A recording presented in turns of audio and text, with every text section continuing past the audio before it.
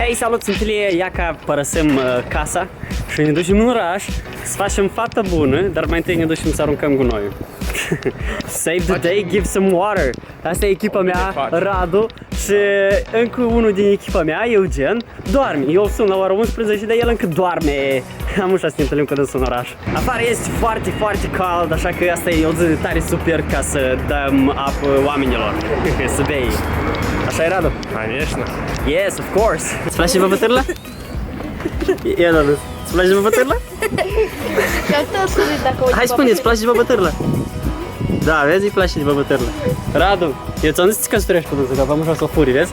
Iată, și s-au adunat toți așa, Radu știți așa. Ia că, suntem vreo, cam cât suntem aici? Foarte mult. Nu, mai mulți, vreo 70 suntem, asta mai 100 și ceva de sticle de apă, da? Apă! Bună ziua, cum vă...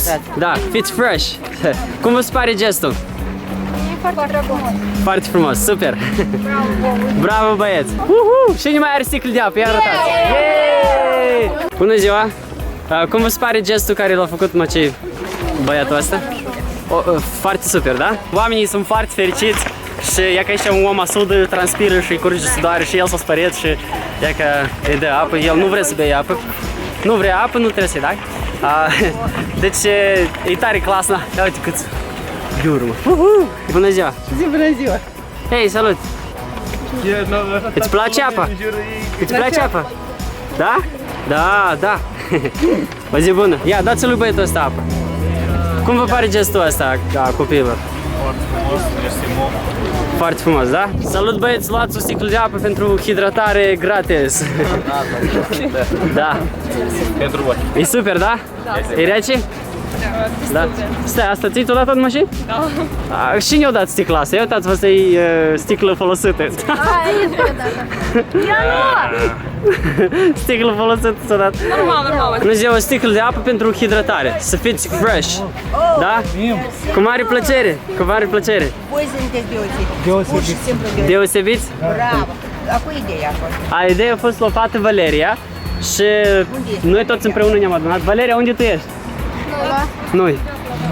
Valeria s-a dus, acum și o să vină, da. E un gest foarte bun, da? Foarte plăcut. Pierd pur și simplu. Da. Fiecare a cumpărat din banii săi. Noi trebuie să vă întoarcem. Nu, asta este o binefacere, o faptă bună, așa că ca vouă să vă fie plăcut. Da? Voi sunteți copii. Da. Ați auzit? Voi sunteți copii minunați. Da? Ia spuneți mulțumesc sau ceva. Mulțumesc! Noi vă Parcă- dorim ca voi să creșteți mari și să veniți la conducerea țării. Mulțumesc Voi mult. meritați. O zi bună. Pa, pa. Zi bună.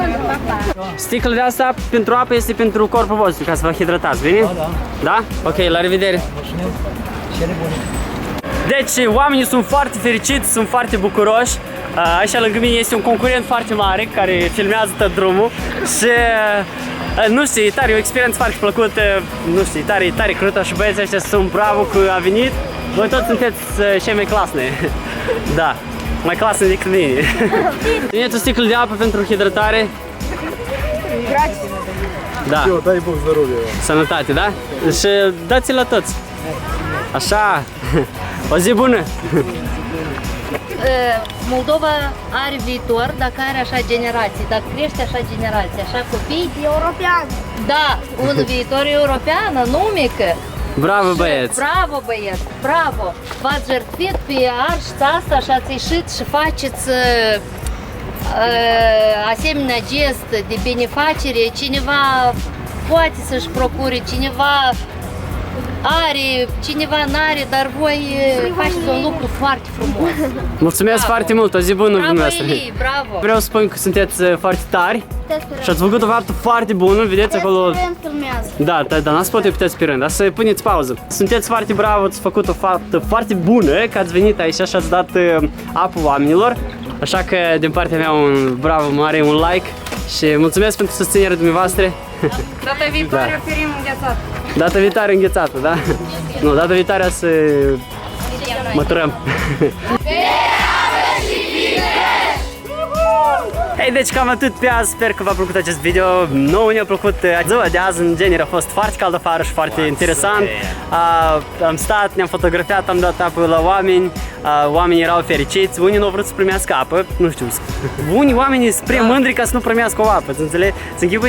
Deci în rest a fost tare super. Mulțumesc celor care au venit, a fost azi tare super, voi sunteți cei mai bravo și sunteți bravo că ați venit și ați făcut faptă bună. Asta foarte tare, foarte mult contează. Clasă, da?